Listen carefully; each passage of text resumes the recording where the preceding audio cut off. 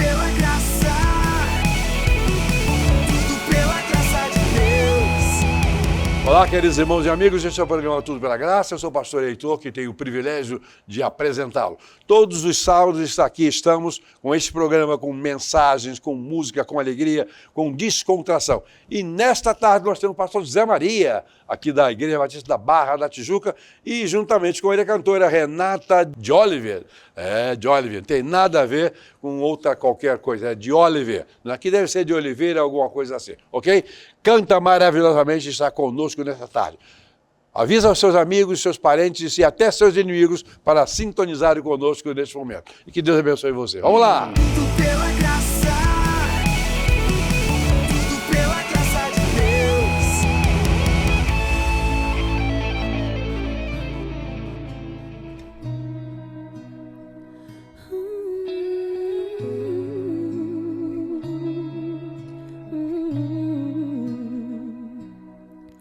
Quantas vezes choras em silêncio e reclama por não ter ninguém pra ouvir. Você diz vai tudo bem, mas por dentro vês o mundo desmoronando sobre si. Mas ouça agora o que o teu Deus te diz. Filho meu, eu não vou te deixar sofrendo tanto assim. Esse deserto, essa prova vai ter fim. Eu sou a porta de saída, a solução. Olha pra mim, antes que o teu limite venha a terminar. O meu socorro, a minha provisão vai chegar. A tua história não acaba aqui. Sou teu Deus, acalma a tempestade e o temporal. Com uma só palavra muda o curso do vento pra te fazer triunfar. Sou teu Deus, caminhe sobre as águas, vem me encontrar. Pois não existe nada que possa parar os passos de quem tem a fé em mim. Filho meu, eu não vou te deixar sofrendo tanto assim. Esse deserto, essa prova vai ter fim. Eu sou a porta de saída, a solução. Olha pra mim, antes que o teu limite venha a terminar. O meu socorro, a minha provisão vai chegar. A tua história não acaba aqui. Sou teu Deus, acalma a tempestade e o temporal. Com uma só palavra muda o curso do vento pra te fazer triunfar. Sou teu Deus, caminhe sobre as águas, vem me encontrar. Pois não existe nada que possa parar os passos de quem tem a fé em mim. Ninguém pode calar a tua voz. Sou poderoso pra te defender. Não há o que eu não possa fazer pra aquele que mantém a fé em mim. Ninguém pode calar a tua voz. Sou poderoso pra te defender. Não há o que eu não possa fazer pra aquele que mantém a fé em mim. Sou teu Deus. Com uma só palavra muda o curso do vento pra te fazer triunfar. Sou teu Deus, caminhe sobre as águas, vem me encontrar. Pois não existe nada que possa parar os passos de quem tem a fé em mim. Sou teu Deus, acalma a tempestade e o temporal. Com uma só palavra muda o curso do vento pra te fazer triunfar.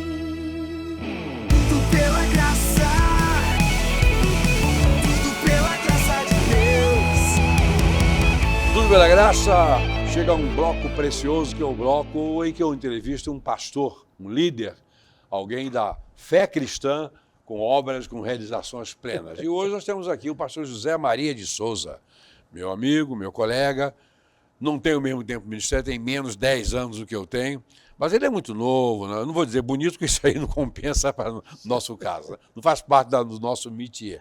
José Maria, tudo bem contigo? Camarada, é um prazer muito grande estar com você. Sou um pouquinho mais novo que você no ministério, mas não sei não, hein? Cada um arrastando o seu fato. Né? 43 anos de ministério de pastorado. De pastor, né? Não, eu não. Eu parei de pastorear Ininterrupto, para não morrer. Eu parei de pastorear para não morrer. Mas 53 anos para 54 anos de ministério, porque o ministério não é só pastorado. Né? Quem pensa que o ministério é só pastorado está enganado. Pastorado é um aspecto do ministério. E às vezes é o mais fácil, porque não quer fazer nada, é o mais fácil. Dá para esconder. Dá para esconder bem, né? Dá para esconder, dá para esconder. Maria, você é atualmente presidente da Convenção Batista Carioca, né? Tem 500 e quantas igrejas? Hoje a convenção tem 532 igrejas arroladas. 532 igrejas, é uma bela convenção, né? Para o tamanho da cidade do Rio de Janeiro. Na verdade, ela é a segunda maior do Brasil, né? Olha, ganha de São Paulo? Eu acho que não. São Paulo já tem mais que a gente, e Minas também tem. Minas já nos passou. Minas tem cresceu ultimamente muito. A maior convenção hoje é a Convenção Batista Fluminense, que tem mais de 1.700 igrejas e congregações. Ela é a maior da América Latina, inclusive. É a maior da América Latina. Ela ganha até de algumas convenções dos Estados Unidos. Os Estados Unidos, as convenções são muitos, tem 8 ou 10 convenções batistas lá, chamadas nacionais. Né? Bom, cada país tem sua liderança. Você tem formação também no Instituto Haggai, né? Eu me formei no Instituto Haggai, mas eu fiz em Singapura em 1987. 87? Eu tinha 27 anos quando eu fui para lá. Fiquei um mês em Singapura fazendo o curso lá. Coisa boa, tempos bons, viu? Mas é uma grande igreja. Sim, lá foi um dos pastorados que Deus me abençoou muito. A gente conseguiu alcançar uma média aí de 100 a 120 batismos por ano. Ou seja, em 20 anos batizei cerca de 2.000 pessoas. Em termos de crescimento de igreja, a Baixada Fluminense é inigualável, né? Porque não é só Igreja Batista. Não. Mas São João de Meriti, ela parece um pouco mais avantajada em número de igrejas batistas. É muito grande. Outras áreas, nós temos muitas igrejas batistas. Eu pastorei uma lá, no Parque Zé Bonifácio, né? São João de Meriti, né? Bom ministério, lá o pastor cresce extraordinariamente. Meu marido, você atualmente é pastor da primeira igreja batista da Barra da Tijuca, né? É uma região de ricos, pobres, milionários, o que é que tem por lá? A Barra da Tijuca, ela tem um dos metros quadrados mais caros do Brasil. A gente fica ali perto do Leblon, São Conrado. É uma área maravilhosa. Para nós, como igreja, é uma região que as igrejas evangélicas tentaram sair dali para ir mais para o centro da Barra ou para a divisa com o Recreio. Aquela região lá parece que as igrejas crescem mais.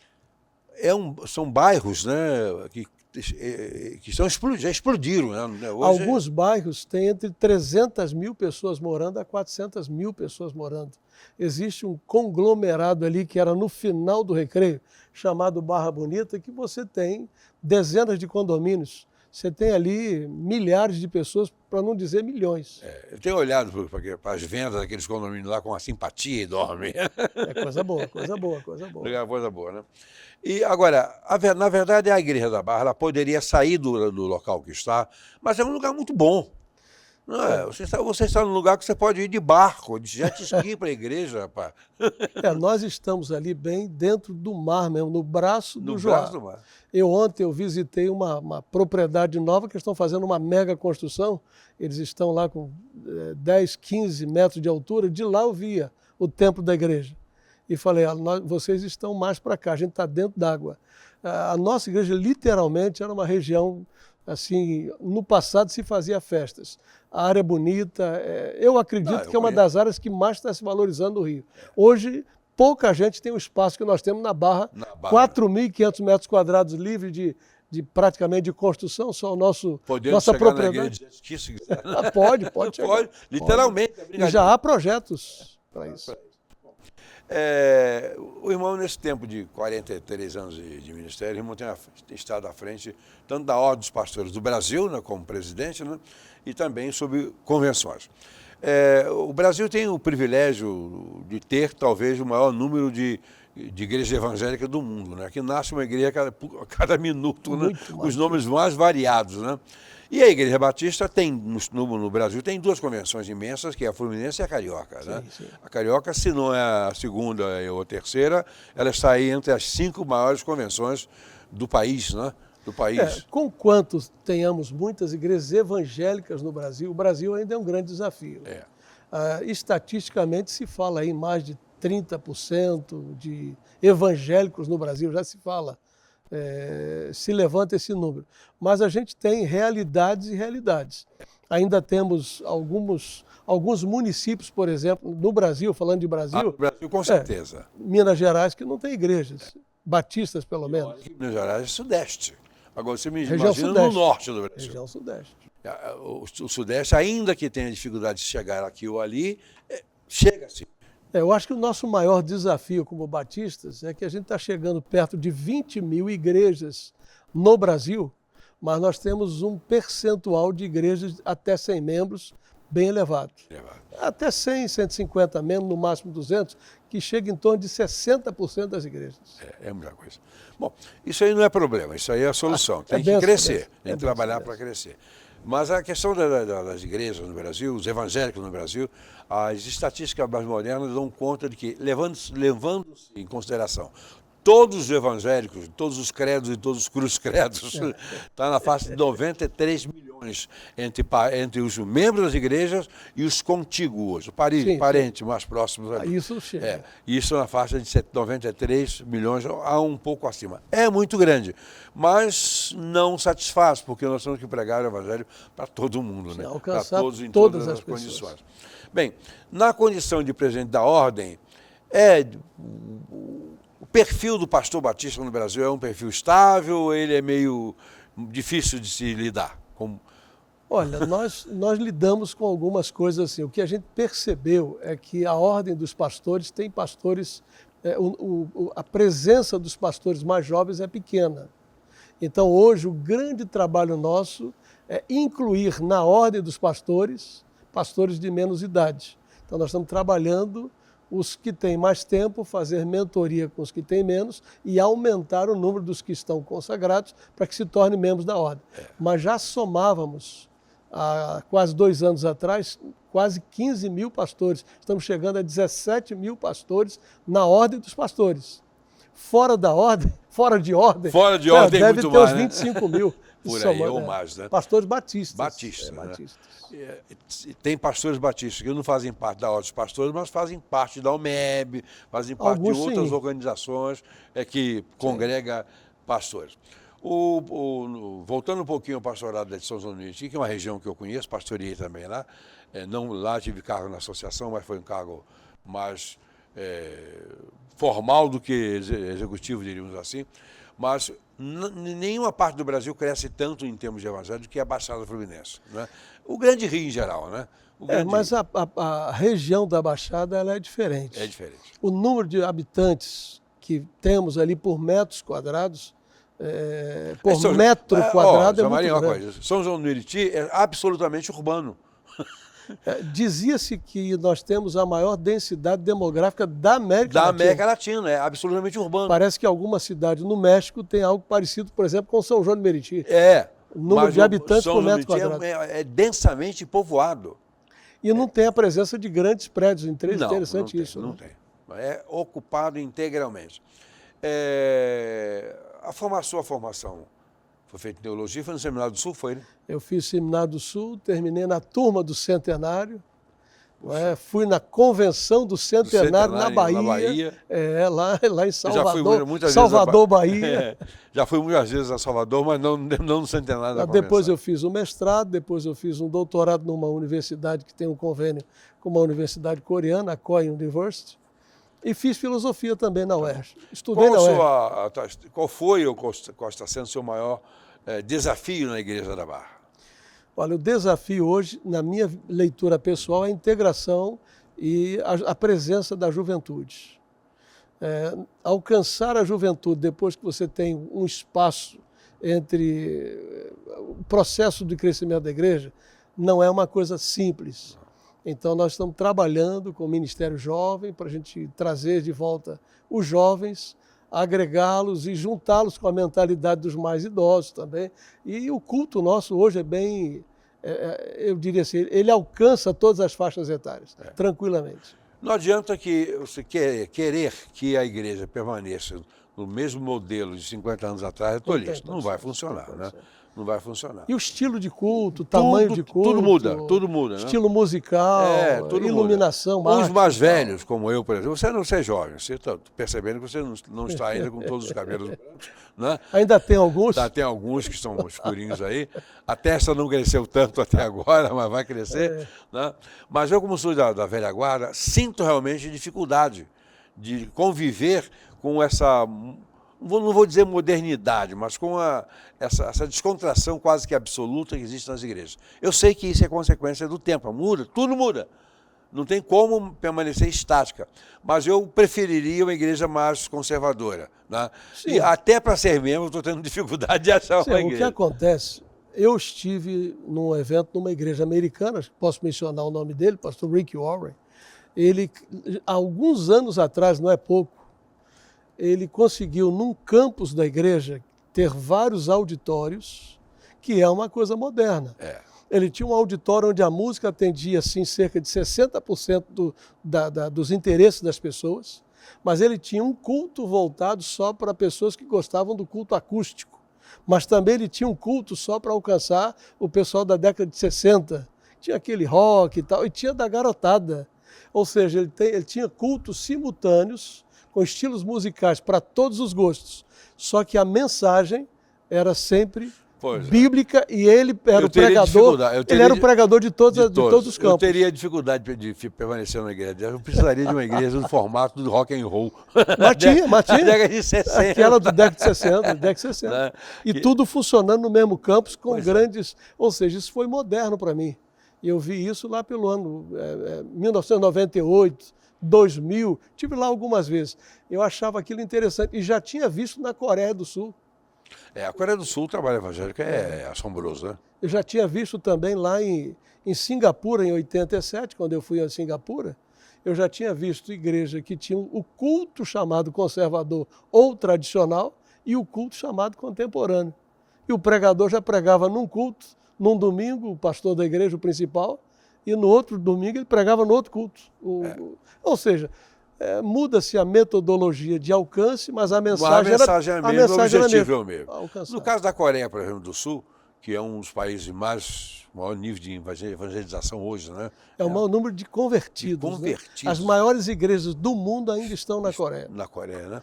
Eu fui numa presbiteriana que tinha uns 70, 80 mil membros, fui numa batista com 50 mil membros. Mas a maior igreja lá é a presbiteriana, né? A mais forte. Não. É a Full Gospel. Full Gospel. Full Gospel, que é uma igreja com perfil de Assembleia de Deus. Tá. Ela tinha na época 700 mil membros. Eita. É um conglomerado de prédios e os cultos funcionavam assim. Você tinha culto 8 horas da manhã, 9h30, eram 5 ou 6 cultos e lotavam o auditório para 20 a 25. Também, né? São muito fortes na música. O estilo deles é um estilo mais conservador no culto. No culto, Já no ambiente deles, que eles chamam de montanha de oração, eles tinham um estilo mais assembleano informal. Interessante isso, né? Citando o caso o modelo assembleano, por exemplo, quando aconteceu a chamada aquele racha na Comissão Batista Brasileira, aquele negócio, eu era jovem 1964, ainda. Eu tinha 4 anos de idade. Pô. Pois é, nessa época de 60, 64, o que aconteceu no meio batista, olha, é muito menor do que já existe hoje no meio das igrejas batistas tradicionais. Hoje não aconteceria aquilo. Não. Algumas igrejas que foram, na época, consideradas renovadas, tirando o aspecto doutrinário, se a gente quer aqui setorizar, não tem mais diferença, ou são algumas delas mais conservadoras do que algumas igrejas. Além de batistas tradicionais que estão mais pentecostais do que muitas Assembleias também é de Deus, verdade, também é verdade. verdade. Diga-se de passagem que Diga-se também é de verdade. Bom, sem julgar a ninguém, porque nós estamos para isso aqui. São estilos, né? Dá uma palavra de Deus para os nossos corações aí. Bom, eu separei um texto aqui do Salmo, o Salmo 33, versos 20 a 22, porque eu não sei qual a realidade de todo mundo, mas a minha realidade, eu vejo assim que nós vivemos um tempo de muitas desesperanças, onde a gente olha para um lado, olha para outro, e o ser humano, a verdade é essa, tem a tendência de confiar em pessoas, ou confiar numa instituição, ou talvez até numa ideologia, que também é um problema. Então, quando você confia em pessoas, instituições, ideologias, ou em outras realidades, você vai se frustrar, vai gerar desesperança. Então, a minha palavra é que a gente se volte para Deus, porque se há um lugar seguro, esse lugar é Deus. Lá no Salmo 46, a palavra de Deus é: aquietai-vos e sabei que eu sou Deus. O Salmo 33, versos 20 a 22 diz: nossa esperança, olhem bem, está no Senhor. E ainda diz as razões por isso. Porque Ele é o nosso auxílio. Ele está sempre pronto para socorrer, assim como quando há fogo nos Estados Unidos, chega rápido, aqui no Brasil também, mas lá mais do que aqui. Chega o carro de bombeiro para apagar o fogo. Quer dizer, Deus parece que está pronto para correr, para nos ajudar. Ele é a nossa proteção, nos ampara. E, olhem bem, nele se alegra o nosso coração, pois confiamos no seu santo nome. E vem uma expressão linda aqui: esteja sobre nós o teu amor, Senhor, como está em ti a nossa esperança. Ou seja, o amor de Deus nunca passa, nunca diminui, nunca aumenta, é sempre o mesmo amor. A gente nunca vai acordar e Deus vai dizer: hoje eu não estou a fim de te amar. Porque o amor de Deus é estável, é permanente, é perene. Ele o é, né? Sim, exatamente. A maior definição de Deus é a menor de todas. Ela está na Bíblia e diz que Deus é amor. Então, a minha palavra é que nós confiemos em Deus. As pessoas a gente admira, a gente respeita, algumas vezes, em alguns aspectos, a gente imita, mas nós somos falhos e somos falíveis. Eu estou aqui hoje, eu espero daqui mais uns 50 anos, não estou mais. Eu acho que 50 acho que dá, né? Uns 50, 55 anos, 120 está bom, né? Bom. Então, mas aí você talvez, eu não vou nem dizer quantos anos, mas as instituições vêm e vão. A gente lembra aqui no Brasil de algumas grandes empresas que a gente nem lembra mais delas hoje. Elas foram um fenômeno no Brasil. Tinha a Mesbla, lembra? Mesbla. Quantas vezes passei em frente à Mesbla, ela nem existe mais. Não. Quantos regimes já caíram? Eu fui da época em que havia o muro de Berlim. Eu coloquei a mão no muro de Berlim, tu acredita isso? Quase fui preso, mas coloquei a mão lá. Hoje não existe mais isso.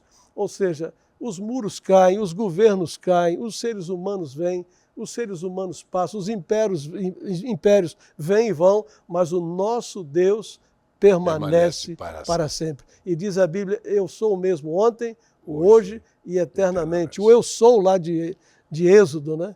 Eu sou o que sempre fui, eu sou o que sou hoje e eu sou o que sempre serei. Ou seja, sem explicação para o que ele é, né? Então a nossa esperança está no Senhor. Meu desafio: não deixe as circunstâncias determinar a sua paz, a sua segurança, a sua alegria, o seu dia de felicidade.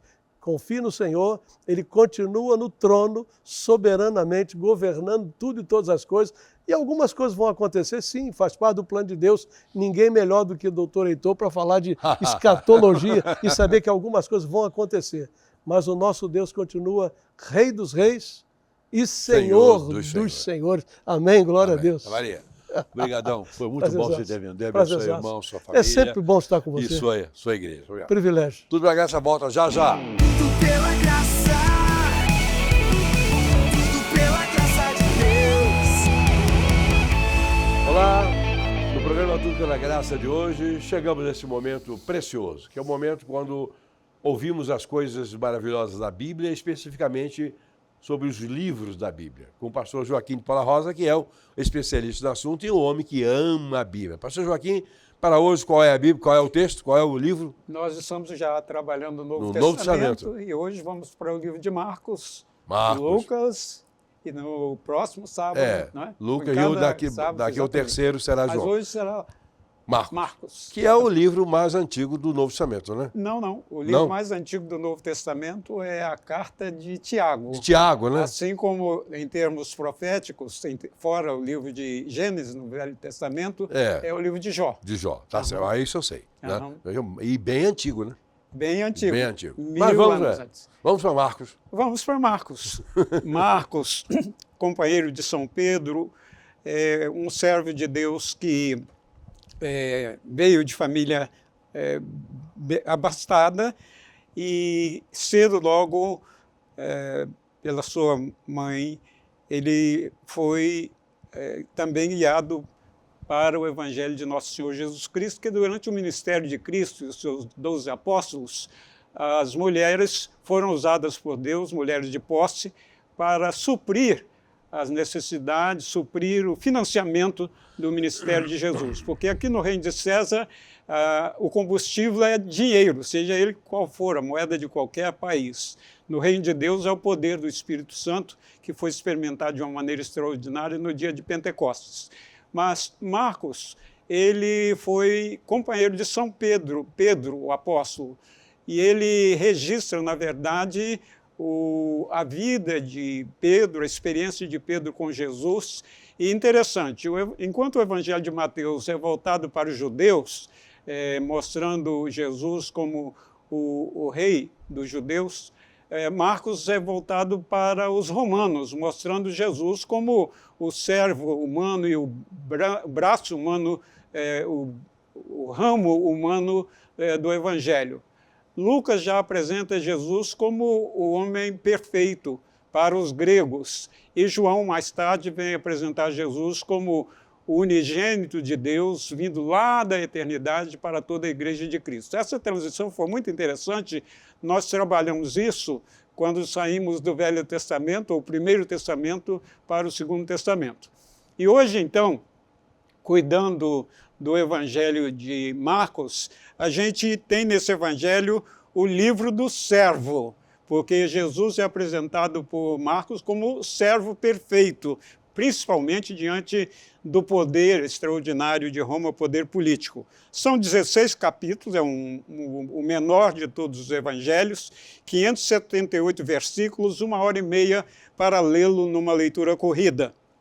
João Marcos, colaborador de Paulo e também de Timóteo, ele provavelmente narrou aquilo que ele ouviu de Pedro, que é o proto-líder da Igreja de Cristo entre os 12 apóstolos. Foi escrito mais ou menos no ano 68 a.C., como ainda há pouco falamos. Tiago é a carta mais antiga, escrita em 45. Todos os livros do Novo Testamento que vieram depois, é depois dessa data. Foi escrito de Roma, especialmente para os romanos, cobre um período de 34 anos, e o verso-chave deste evangelho, que tem Cristo como rei servo, está no capítulo 10, verso 45, que diz: "Pois também o Filho do Homem não veio para ser servido, mas para servir e dar a sua vida em resgate de muitos." Tanto na palavra-chave, quanto também no versículo que resume todo esse evangelho, o serviço é a tônica-chave, que deve ser também a sua, a minha, a nossa tônica como discípulos de nosso Senhor e Salvador Jesus Cristo, olhando principalmente para Jesus, que é o nosso modelo, que veio para servir e não para ser servido. A palavra-chave, como disse, é serviço, e Jesus é apresentado nesse evangelho como o ministro poderoso, o ramo servo. E as pessoas principais desse evangelho é, claro, Jesus Cristo e os seus 12 apóstolos. E nós, a humanidade, somos mostrados neste curto evangelho como servindo. E é para isso que, no dia de Pentecostes, quando a igreja começou para continuar como comunidade aquilo que Cristo realizou como Filho de Deus na terra, como servo perfeito, como homem perfeito. E nós agradecemos muito a Deus, a vida da nossa Rede Ágatos. Nós temos acompanhado esse programa, especialmente Tudo pela Graça, que é um programa que desde o seu momento inicial vem sendo uma janela, ou diria mesmo um portal, para que a multiforme graça de Deus apareça não só diante da comunidade evangélica no mundo de fala portuguesa, mas também, sobretudo, perante o mundo que precisa de ouvir sobre este Jesus, o servo dos servos, o nosso Salvador. Então nós queremos mais uma vez nos congratular com o nosso pastor Heitor, o principal líder dessa emissora, criador dela, por ter em Tudo pela Graça, a cada sábado, e especialmente nesse momento da Bíblia livro por livro, oportunidade de nos encorajar, nos entusiasmar a servir aqui, enquanto estamos no planeta Terra, como nosso Salvador serviu. Que Ele nos abençoe, graça e paz. Tudo pela graça, tudo pela graça de Deus.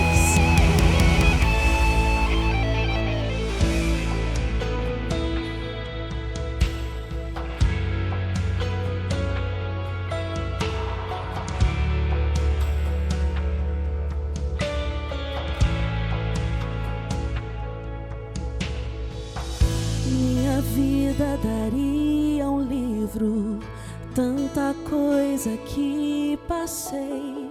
Se eu contar, ninguém acredita como foi que aqui cheguei. Mas todo livro tem prefácio, quem escreveu o meu foi Deus.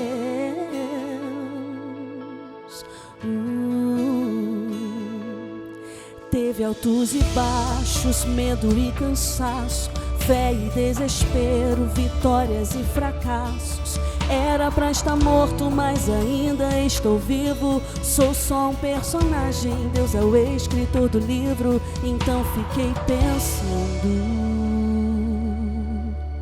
qual seria o título? Eu venci, Deus segurou a minha mão pra eu não cair. A história continua, não parou aqui. Ainda tem muitos milagres nas páginas que estão por vir. Eu venci, Deus segurou a minha mão pra eu não cair. A história continua, não parou aqui. Ainda tem muitos milagres nas páginas que estão por vir.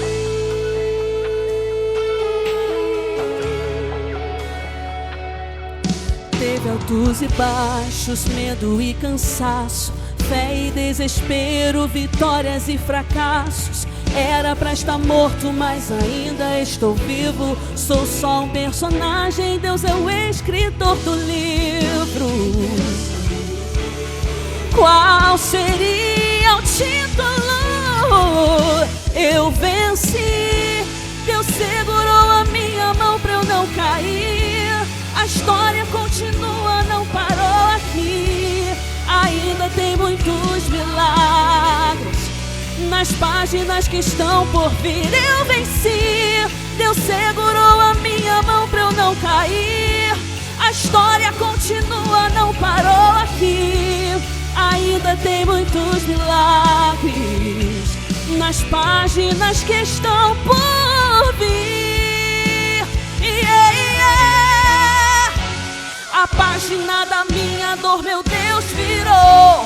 A página do choro, meu Deus, virou. Pra quem pensava que minha história acabou, o meu Deus virou. O meu Deus virou.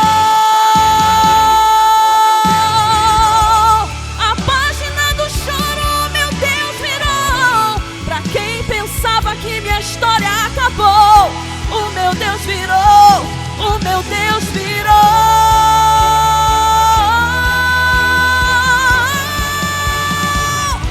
Eu venci, Deus segurou a minha mão pra eu não cair. A história continua, não parou aqui. Ainda tem muitos milagres Nas páginas que estão por vir eu venci. Deus segurou a minha mão pra eu não cair. A história continua, não parou aqui. Ainda tem muitos milagres nas páginas que estão por vir.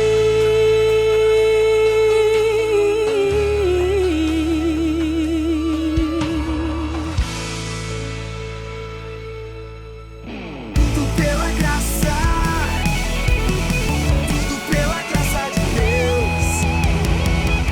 O programa Tudo pela Graça chega aquele momento precioso da música, que enleva os nossos corações. Eu estou muito feliz porque hoje estou aqui com uma cantora batista. Aqui passa de tudo, né? Passa crente de todos os jeitos, mas batista é só por misericórdia de Deus. E hoje você veio, né? Nós temos aqui a cantora Renata de Oliver, que nome bonito, de Oliver. Eu nunca pensei no nome desse. Na próxima encadernação eu vou usar um nome assim parecido para ficar bem parecido.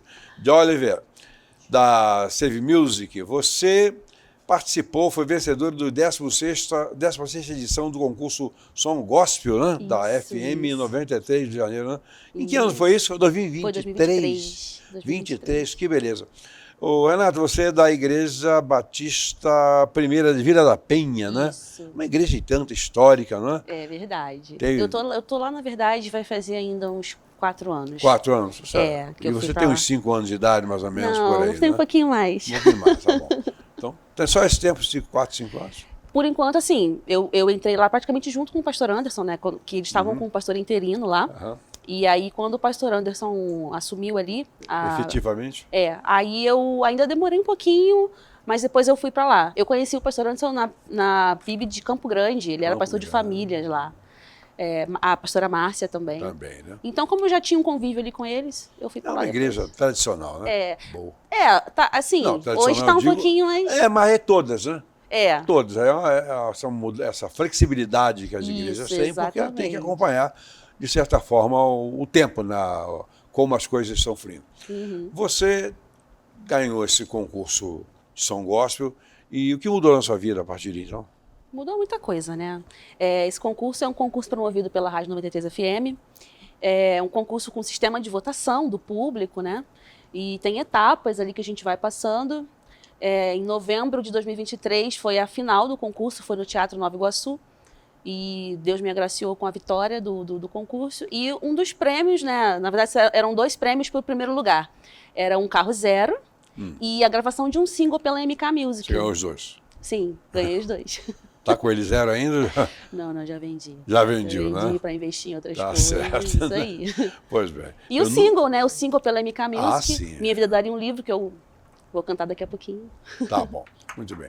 O seu trabalho na igreja é também no Ministério do Louvor, né? Só cantando Sim. esporadicamente, não, né? Sou ministra de louvor da minha igreja também. Você é ministro de louvor? Sim. Sim. Você tem formação em música sacra? Não Não. sou ministra de música, eu sou ministra de louvor. De louvor. Isso. É que eu também já fui, né? Ministro, eu cantava o quarteto, ensaiava o quarteto, legal. era barulhento. Mas tomei vergonha na cara e virei seu pastor. Né? Imagina. O seu próximo EP traz temas de recomeço, como cura, salvação. Isso. O que significa cantar essas expectativas, essas nuances especiais do Reino de Deus? O próximo single que eu vou lançar agora pela Save Music se chama Escândalo da Graça. E fala sobre a passagem da Bíblia... Escândalo da Graça? Escândalo da Graça. Então você está no programa certo. Tudo pela graça. Isso aí. Fala da passagem da mulher, né, que foi acusada ali e pronta para ser apedrejada. E Jesus, em meio àquela multidão ali que estava pronta para matá-la, ofereceu sua graça, o seu perdão. E é essa mensagem que, através dessa canção, eu quero passar para as pessoas, que existe perdão em Cristo Jesus, que existe um recomeço, que a graça, que é o favor que a gente não merece, Ele está oferecendo a cada um de nós. Pois é. A respeito dessa questão daquela experiência daquela mulher, que foi uma efeméride, né? Costuma-se brincar por aí de que trouxeram-na para Jesus, já informando que ela deveria ser apedrejada, e que Jesus Cristo teria perguntado: quem não estivesse em pecado, atire a primeira pedra. Isso. Aí veio uma pedra lá de trás, de pimba na cabeça, ela caiu morta. Não sabe dessa história? Não. Não. Aí, A Bíblia não, a paralela conta, né? Aí ele perguntou: ué, quem foi que jogou essa pedra? Levantaram a mão lá atrás, era um português. Ué, seu Manuel, quer dizer que você nunca errou? Dessa distância, não. Não, mas é só uma piadinha, né? Mas é uma história fantástica, porque é verídica, não é história da carochinha, é fato. Sim. É o que acontecia lá. Agora, você imagina quanta injustiça aconteceu naqueles tempos em função de uma lei que era absurda e não era nada fundamentada no amor. Sim. Bem, mas ao olhar para trás, como você enxerga a diferença entre a Renata, que começou a cantar lá pelos 5, 6 anos de idade, e a Renata hoje? Falar sobre mim, assim, sobre mim mesma, é sempre um pouco difícil, sabe? Porque... Mas se você não quiser ver de verdade, pode contar mentira também. Não, imagina. Pode exagerar, pode exagerar. Não, é porque são muitas fases, né, que a gente vai vivendo. E comecei a cantar com meus 5 anos de idade, ali bem pequenininha, e eu nunca tive o sonho, assim, de... Quando eu era pequena, eu tinha o sonho, sabe, de ser cantora.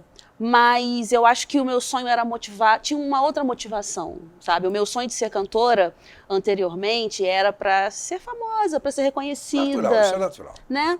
E na minha adolescência ali, mais ou menos, foi quando eu rejeitei, assim, completamente. Eu não queria mais cantar, eu levava a música, assim, como um hobby. E eu tentava... ingressar em outras áreas, em outras coisas, mas eu sempre me frustrava, A adolescência é uma fase, eu não vou dizer horrível, que todos nós passamos e sobrevivemos. Eu sobrevivi. Sim, é verdade. Mas é uma transformação muito grande, uma mudança muito grande. Sim, é uma mudança muito grande. E foi ali na minha adolescência mesmo, ali naquela adolescente, adulto, vida adulta, que eu comecei a entender o real propósito, assim, do que é cantar, do que é você... ter a responsabilidade de você ministrar as vidas, as pessoas, né? Então, hoje eu entendo que o meu ministério, o dom que Deus me deu, o talento que Deus me deu, não é para mim. Não é sobre mim. Interessante, Renata. Que a música não é só o texto da música, é a sensibilidade, Isso. A emoção que ela produz, quanto ela mexe com o coração. Isso é uma responsabilidade muito grande, que não pode ser uma coisa só de lábios, tem que ser também em corpo e alma e espírito. Exatamente, é uma entrega total. Né? 100%. Privilégio ter você aqui, tá? Privilégio todo uma meu. batista rara aqui nesse meu programa. Eu costumo dizer que eu sou um pouco batisbleia. Batisbleia. Porque eu fui criada na Assembleia. Eu me converti na Assembleia. E eu tô na Batista agora há 4 anos. Eu não fui criado. Meus pais já eram da Assembleia de Deus, eu lá com meus 8, 9 anos, levantei a mãozinha suja lá, aceitando Jesus, e fui batizado na Igreja Batista. A minha história de vida é toda na Igreja Batista, mas eu me converti num culto na Assembleia de Deus. Mas eu não tenho aqui faço restrição a nada. Aqui somos filhos de Deus que atuam, Amém. cantam e pregam. Independente de denominação, eu que agradeço. Eu que agradeço. Tudo pela graça, tudo pela graça de Deus. Olá, boa tarde. Este é o programa Tudo pela Graça e chegou a hora do bloco sagrado, li e gostei. Sagrado porque aqui tem 2 sacrossantos, né? Ou pelo menos a gente acha, né?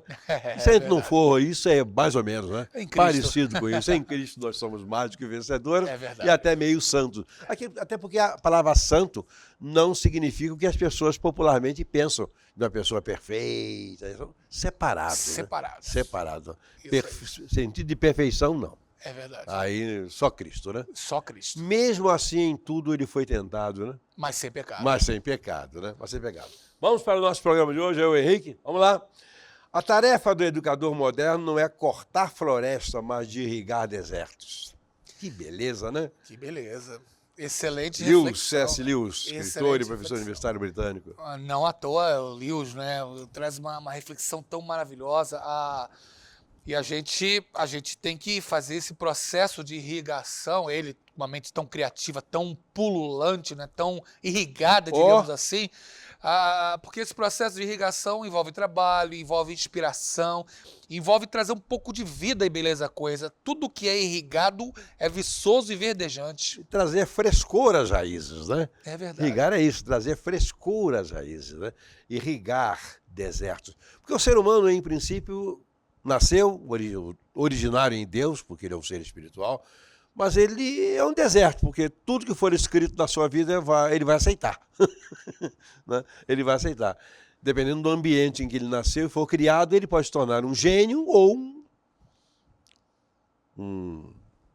um troço, diríamos assim. E as almas hoje estão muito desérticas, né, pastor Heitor? Eles precisam de um pouco de irrigação, que aí vai entrar todo esse processo que o senhor mencionou, um refolegar nas raízes, a parte verdejante, a vitalização. Como é bonito. Um dia desse eu tive, junto com a família, estava voltando de São Paulo, resolvemos passar em Olambra, vendo aquelas flores lá, ou então vai no Jardim Botânico no Rio de Janeiro.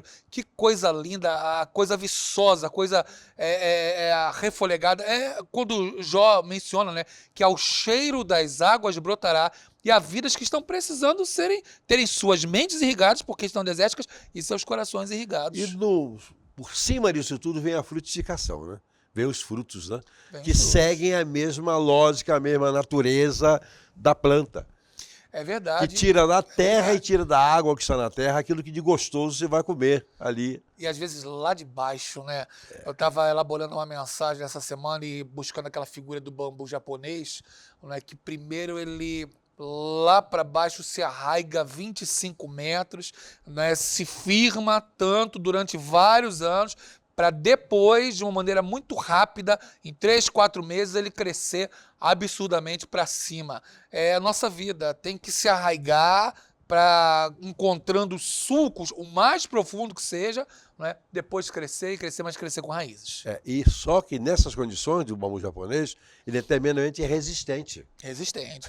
Não tem ventania que arranque ele, não. É verdade.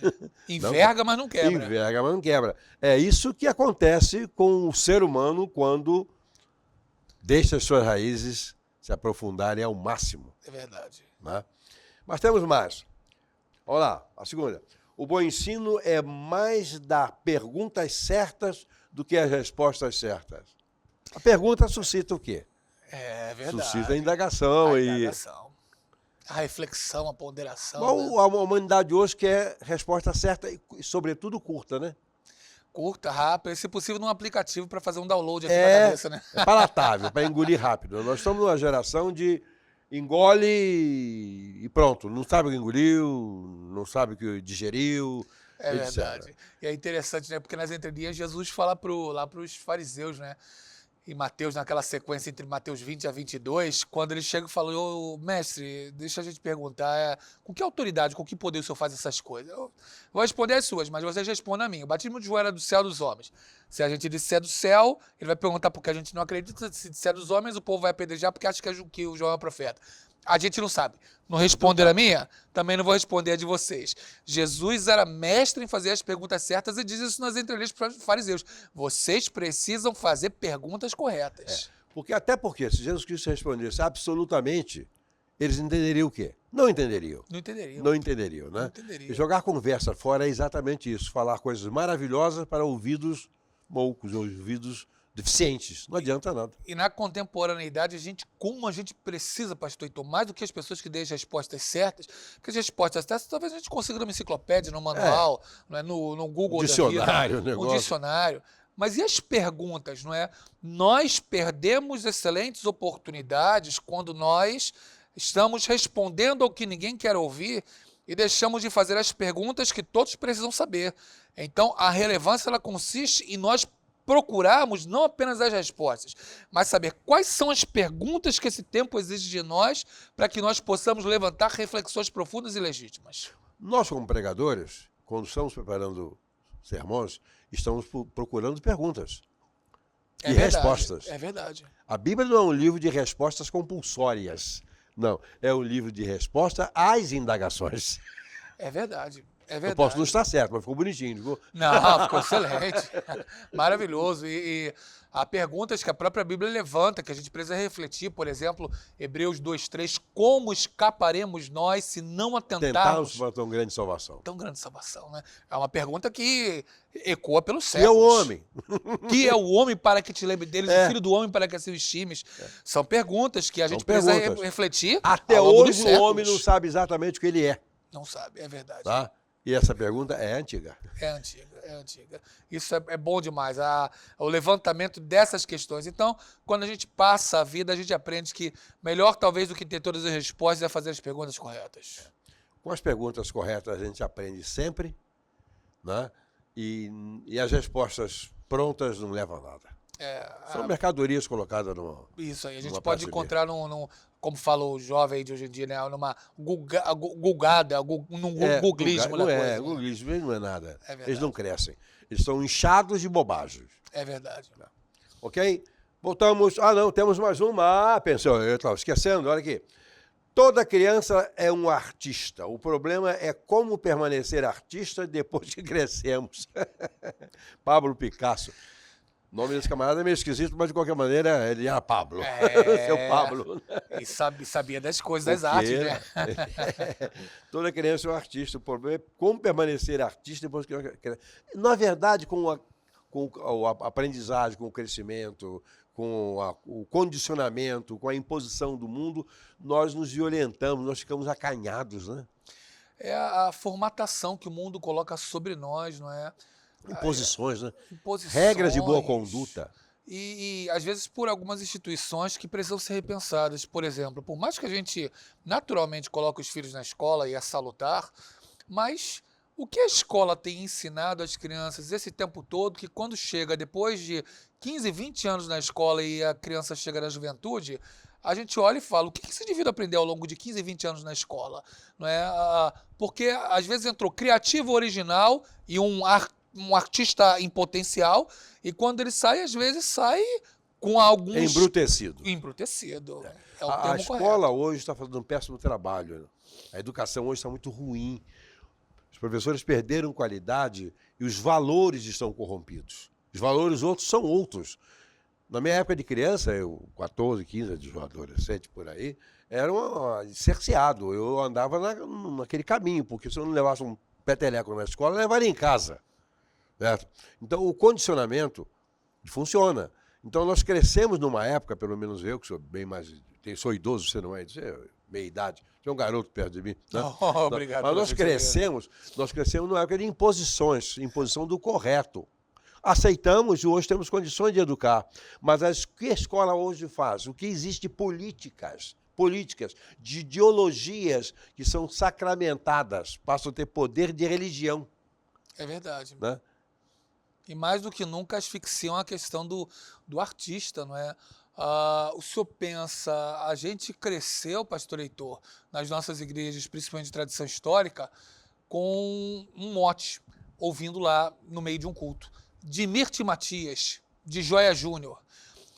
Cadê os poetas de hoje em dia? Eu fico olhando... Hoje a juventude Cadê? hoje nem sabe da existência desses. Nem sabe. E se o senhor projetar para 10 anos, o que o senhor pensa, por exemplo, pastor Heitor, da música há 10 anos? Cadê os compositores daqui a 10 anos à frente? Onde vão estar se não tem poesia agora na escola? Onde vão estar? Não vão. Não vão produzir nada. A qualidade da cultura, da vida, daquilo que existe para enriquecer o anímico, a alma humana, está muito ruim. É verdade, porque se a gente olha agora, pega numa banca de jornal um livro de Camões, pega a própria obra literária de Machado de Assis, Machado, o que é Machado, aquela cabeça de genialidade fantástica, e daquilo que as crianças têm se alimentado hoje, como elas vão produzir alguma coisa criativa e original que vai nos elevar culturalmente amanhã? Sem chance. Pois é uma sociedade decadente. O futuro é um pouco... terrível. Não será tão ruim como nós estamos expectando agora, que não vai dar tempo. Só isso. Acho que ele volta antes disso, mestre. Exatamente. A nossa esperança é diferente. É verdade. Obrigado. Este é o bloco Li Gostei. Hoje foi muito bom. Sábado que vem estaremos juntos, eu e ele, Heitor e Henrique. 2 nomes que começam com a letra H. H. Letra maravilhosa. Um abraço, obrigado a você. Outro abraço. Tudo pela graça, tudo pela graça.